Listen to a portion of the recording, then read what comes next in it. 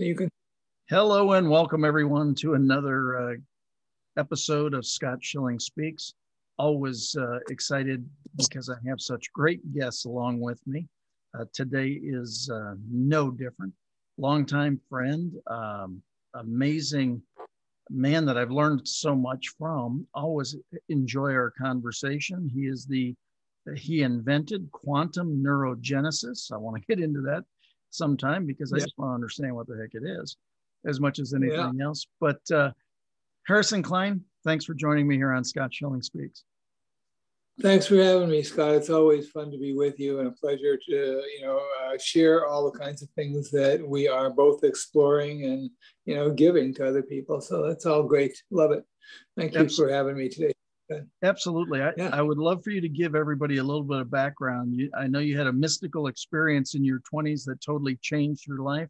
Share a little bit of that foundation so we can work from there today. Okay, do you want the long version or the short version? Because if I tell the whole story, it's about 7 or 8 minutes. But if I just give you the highlights, that should whatever you prefer. 2 or 3 minutes. Well, very simply, the whole thing is that I came into this world as a child of two Holocaust survivors whose lives had been totally upturned and upended due to World War II. They, having gone through some of the most heinous experiences a human being can go through, torture and pain and, mutilation of different sorts, affected the rest of their lives. So my mother was an extremely angry person. My father was very broken spirited. So he was depressed and really had very little energy.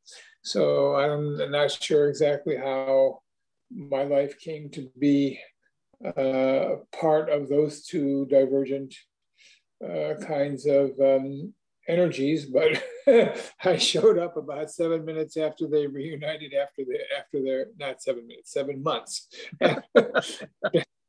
after they reunited after World War II.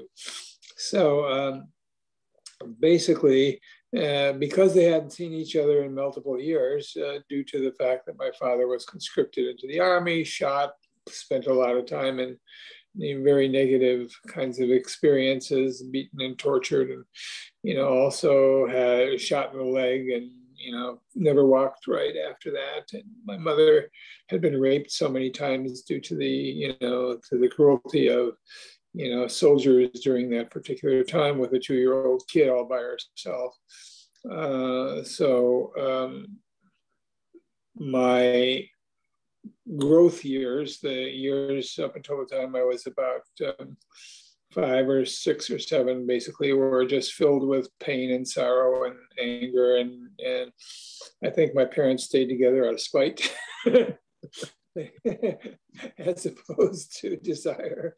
But they were not a match for each other. And the pain was overwhelming for me because, I was the object of being used as a weapon between my father and my mother many times. And, I just had overwhelming fear. And the house that I grew up in was full of only survival, fear and anger and depression. So I never really experienced much outside of that. I have no role models for what happiness was or goodness was or anything like that.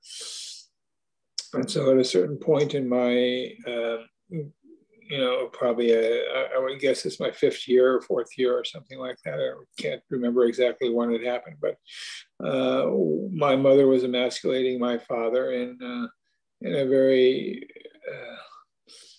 harsh, incredible way. And my father, who was a depressed spirit, had no, usually just was non-responsive to a lot of things. He lost it at that particular point. He'd just been pushed too far, and he got violent with my mother, the one and only time I ever saw him get violent. And in that violence, he grabbed her by the neck, and like you see in the movies, he stuck her up against the wall, and he was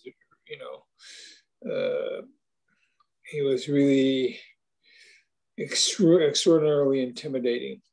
And at that point, I had already been in a household full of survival, anger, fear, stuff like that. Never knew any different. At that point, I said, well, I don't want to live. If this is what I was born for and into, I don't want to have anything to do with that. So I shut down. I totally shut down. I was extraordinarily depressed, full of resistance of everything. I was cowardly. I lied to get out of everything that I could possibly get out of. I was, I went into a numbness of spirit and a numbness of mind and body and soul. And I had tremendous disassociation with all things. And in that process, I developed autism. And so I was quite overwhelmed by any part of life. And that lasted. The inability to converse with anybody, the inability to connect with anybody, even in school and everything else, lasted till I was 28 years old. Wow. At which point, in my 28th year, I was in art school, and I tried to get in, I tried to become an artist because my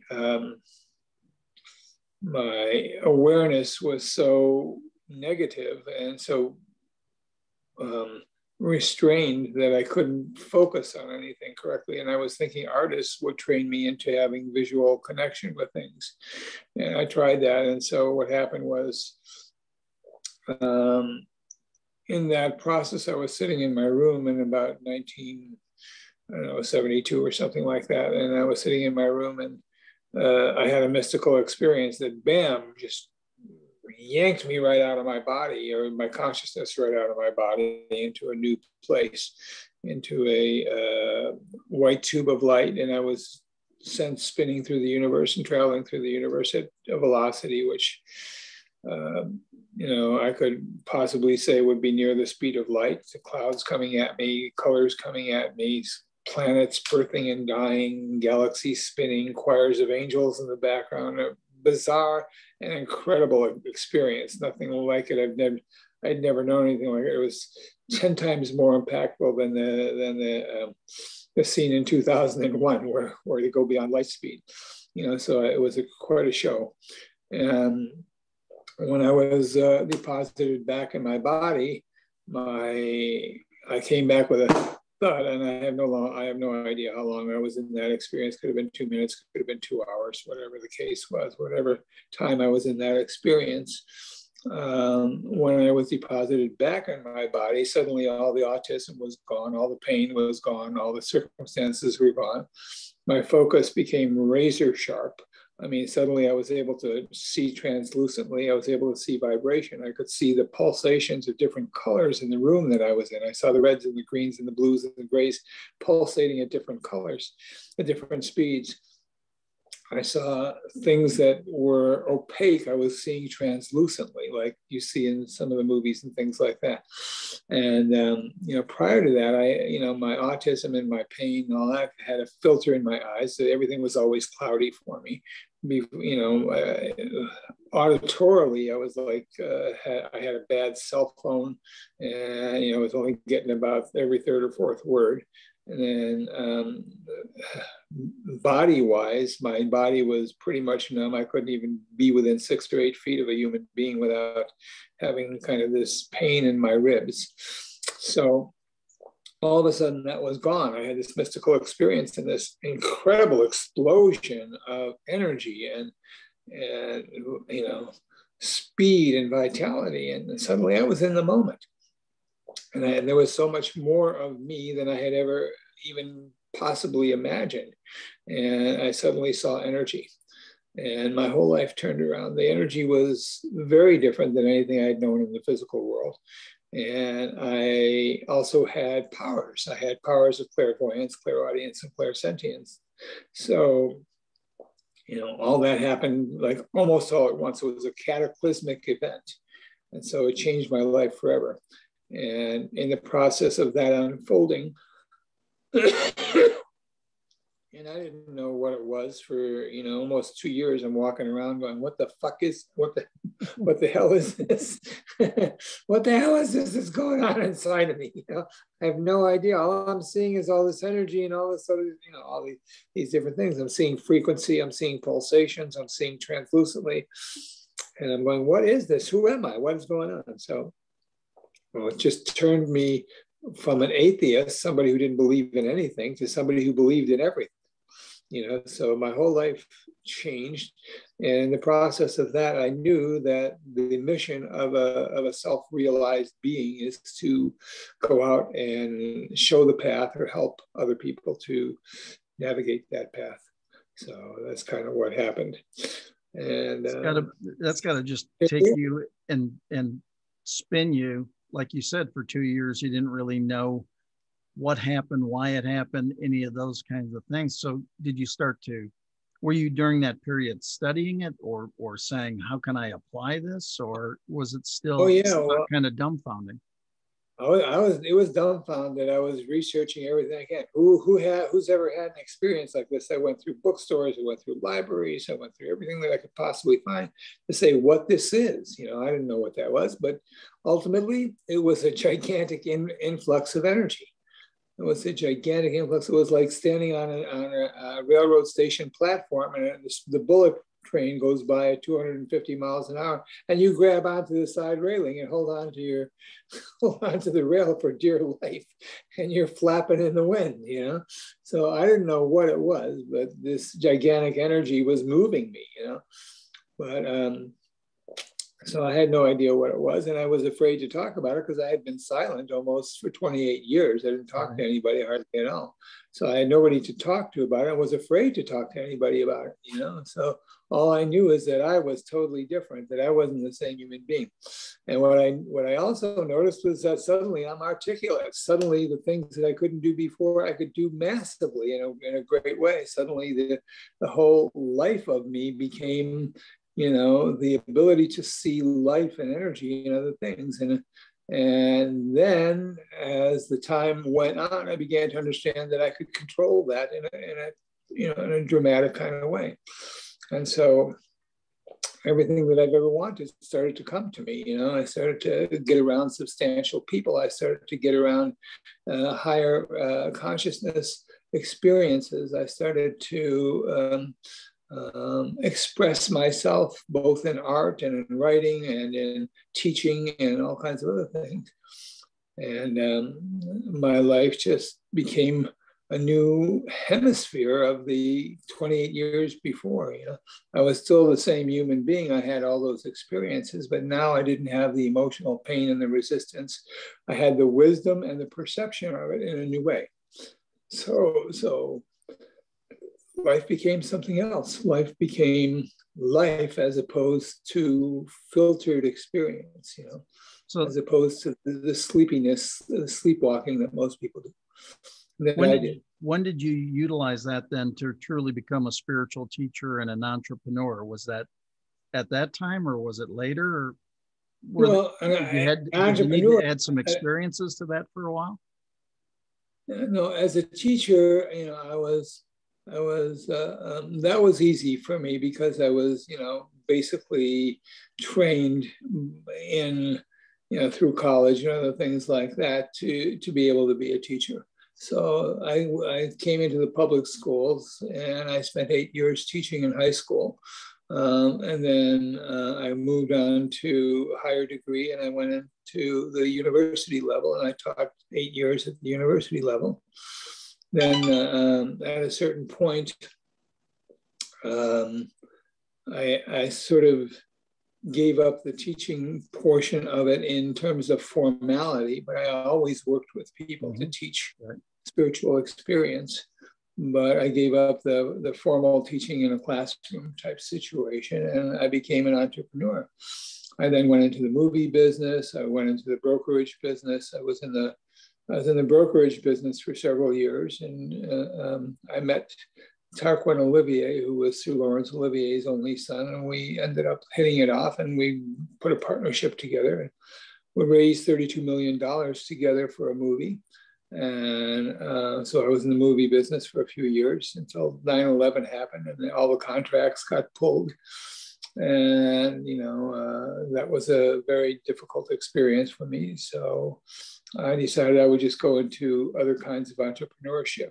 And then that's as soon as that experience, after I had healed from the loss of that movie career, I moved into just being an entrepreneur, and I've built businesses of different sorts ever since.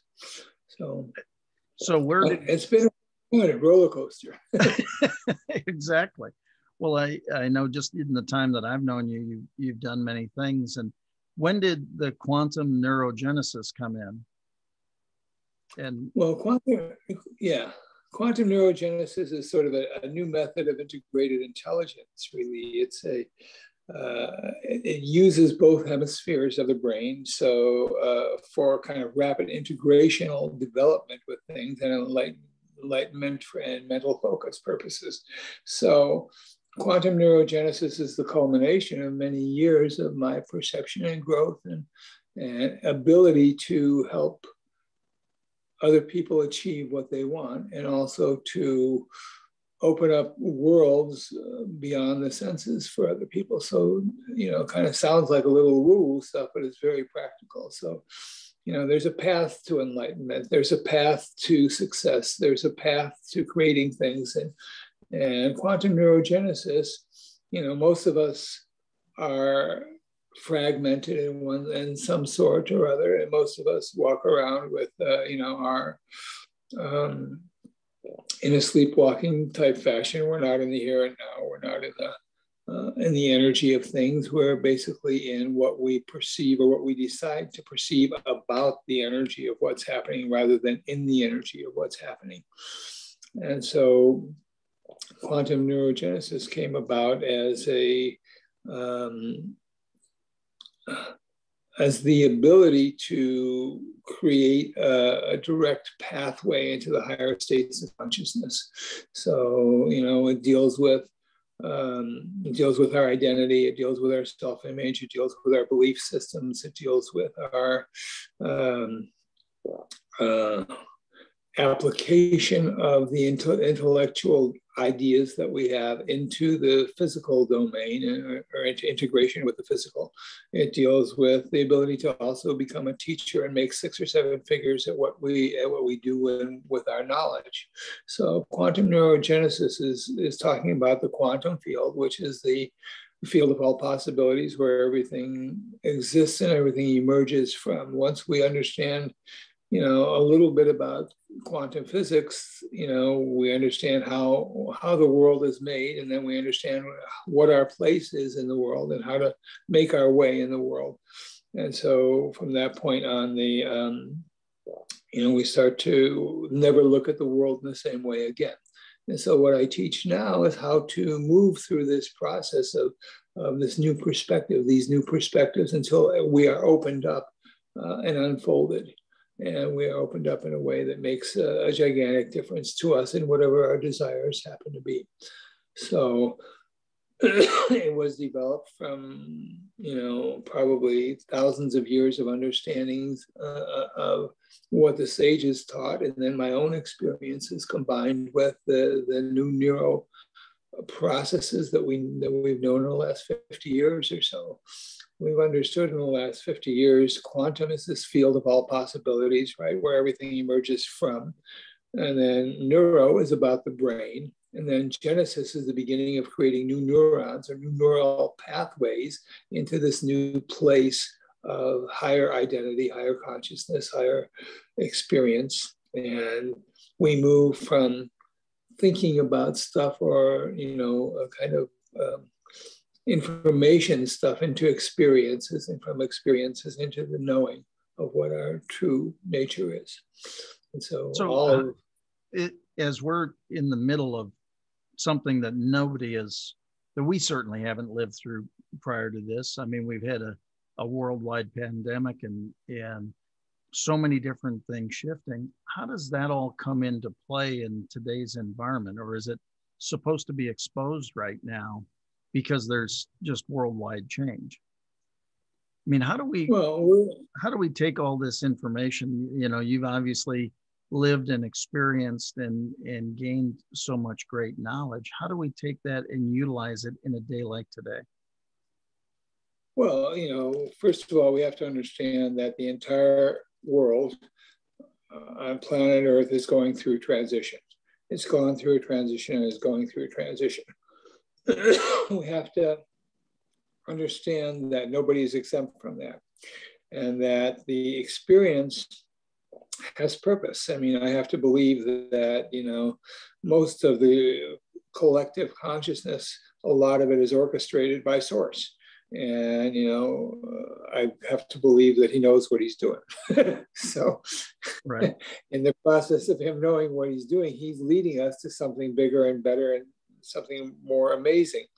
So every time we have a large collective consciousness event like a pandemic, there is a purpose behind it on the other end. So the pain that we go through with things like a pandemic, brings up all the division and the fragmentation and the difficulties and the things that we've pushed down and hidden and been suppressed by. We're enlightened only to the fact, to the point of where, we can tell the truth about what and who we are. We're not enlightened by what we push and hide, and the lies and other things like that. That takes away from our enlightenment. And so when we grow ourselves into this higher space, basically we begin to have the perspective of what the big picture is as opposed to the events. So so much confrontation happens and so much pain happens around what an event is, but very few people take the time to sit back and look at the perspective of what's going on. And if you look at the perspective of what's going on, it's all good. It's all, everything that's ever transpired that's been negative has a positive ending to it, has a direct positive ending to it. And if you understand that, you feel affected by the emotional event. You feel only affected by the bigger picture. And so your emotional state becomes neutral, and your emotional state becomes perceptive and understanding, as opposed to, reaction. So you're in a better place at that particular point. And then, everything that's going on around you. And Kurt Vonnegut said that he who is love is calm at the center of the storm. So, so when we get into being the calm person when there's chaos all around us, we are love. And then we, from the love place, we impact everything else. We can impact from the negative space too, but that helps nobody. In fact, it hurts everyone. But, when we impact from the love place, we don't just change our world, we change the entire world. And so everything that we experience. I was going to say, is that where the concept of tipping point and everything comes from? That we don't have to have everybody there. We only have to have a certain number of people with a belief, yes, or a process. Is that yes, where that comes in? Yeah, a tipping point is when you hit a certain percentage. Let's just say it's 1% or 5% of an entire population, and then suddenly the knowingness of that becomes in the DNA of all the rest of the population. There's a thing that was called the 100th monkey syndrome, which was talked about a lot, a few years back. But the essence of it was that a monkey learned to wash a potato in a stream before he would eat it. And then some other monkeys saw them and then saw him do that, and then they'd wash the potato in the stream. And other monkeys saw that, and then they'd wash potatoes in the stream, and then it felt better for them because there wasn't sand and grit all over and dirt all over the stuff. Now, guess what? So the entire, or a large part of the population of the monkey was in the island where that happened, was hundreds of miles away from other islands that were in that whole region of the world. And then suddenly the monkeys in the other islands, hundreds of miles away, learned how to wash this, and then suddenly, they went to another island and monkeys were washing, and they went to another place, and, they had never done that before. So, there came a point where it was downloaded, the ability to wash food before eating it was downloaded into the entire monkey population. The same thing happens with humans. Once you reach a tipping point, once you reach a place where there's enough focus and concentration on the energy of something, basically the energy explodes into all things. So the energy is part of all things because we're all connected. We have what we call quantum entanglement, and when we understand that we are all telepathic with each other, we are all able to perceive and experience things that that would normally seem magical for certain types of individuals, So you get downloaded a whole new DNA process, and suddenly your behavior changes without you knowing why or who. It's just part of your knowing. Okay, now I know when I have food, I'm on a strange island with a bunch of monkeys, I can wash potato. So then how do we affect more positive change, or is that the target at this point? It seems like there's a whole bunch of disruption, going on. How do we, get it on the path, whatever the path is? Well, first of all, we have to know what the path is, or we have to know what the outcome of the path is. But part of the enlightenment process is the discovery. So it's all about discovery. It's all about unearthing and unfolding and being in awe of, truth, love, and beauty in one form or another. And so we become stronger when we begin to feel the impact of those things. You can't think your way into enlightenment. You can't think your way into higher consciousness because it's not of the mind. So you have to feel your way into it. And that's the only way. So once you begin to feel, and I mean seriously, know what's happening in your body emotionally and physically and so on and so forth, you can then open up the receptors that make things happen in a more significantly deliberate way for you. Life is simply the thoughts and images of our mind projected out into the world, and it's a big mirror, and the mirror can't smile before we do. So, so the thoughts and images of our mind are the signals to the universe to create our reality. So the more deliberate we become and the more we find out how to be deliberate in that, whether it be, relaxation, meditation, concentration, contemplation, breakthrough experiences, whatever the case may be, the more deliberate we're able to control that process and feel into it, the greater becomes our explosion of higher consciousness. And then you then no longer are physical, you become this weightless awareness. The physical is something that follows you around. It's grounded, it grounds you, but it follows you around. So how do you train yourself out of the intellectual and tactical into the feeling and more of that relational piece? Sure. Are there ways to help make that happen? Yeah, lots of ways.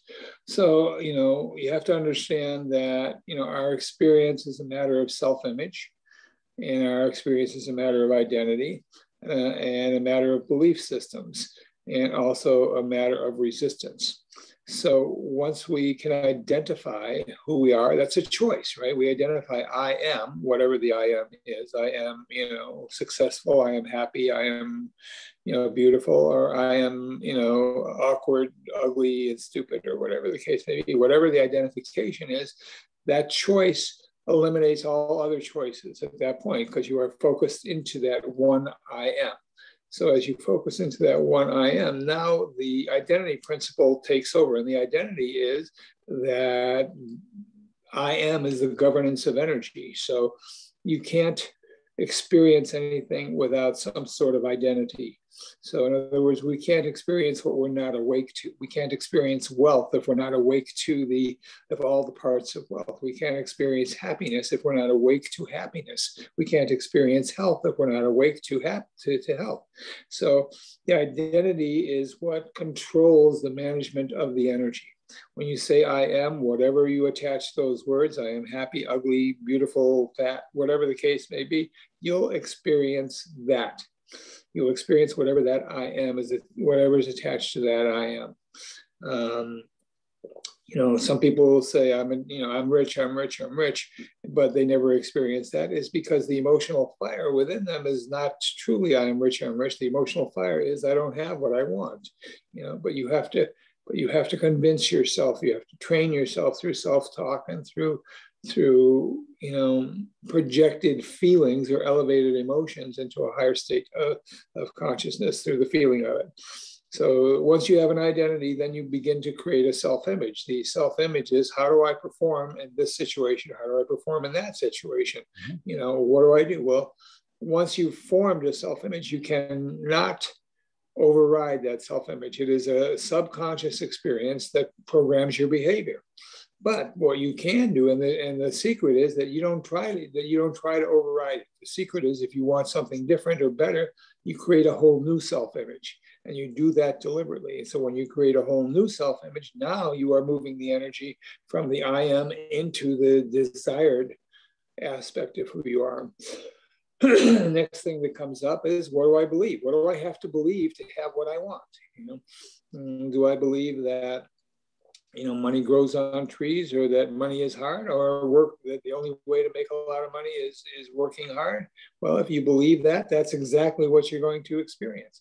But if you believe that money is easy and that things come to you because you're already deserving of all things, that will open up the channel to allow that to happen.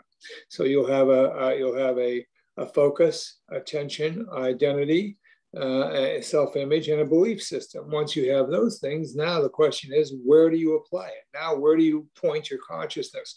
Wherever you point your consciousness is what manifests in your world. So attention means, or manifesting means, to invest attention into. That's what the derivative of the word is, to invest attention. So when you invest attention into something, that brings it to you. Now, the other part is that you have to realize that you already have everything within you. There's nothing that you actually lack. So when you come into the experience of wanting to create a different experience for you, or changing your life, you have to do that in the now, and not try to pull it in from the future. You have to want to experience it now. And you can do that through meditation. You can do that through contemplation. You can do that through a million different ways. But you already have to be in the identity of what you want. You have to be a millionaire internally long before the $1 million comes to you. You have to be a champion internally long before you're a champion externally. So the body can't go where the mind hasn't paved paved the way. So it's absolutely fascinating. I love the way that you describe it, because it, hearing it from different sources, and understanding that we're in a place that, to a certain, not to a certain extent, we get to write our ticket. It's in our beliefs, in our thought process and things like that. Except that most people are on default. They've accepted what their conditions are. They've accepted what media has told them, their parents have told them, their teachers have told them. And so they have the image of themselves as this small little being that's being, kind of bumped around by the universe and by circumstance. But nothing could be further from the truth. The moment you decide to take control of what you want to experience, and really seriously decide to do that with,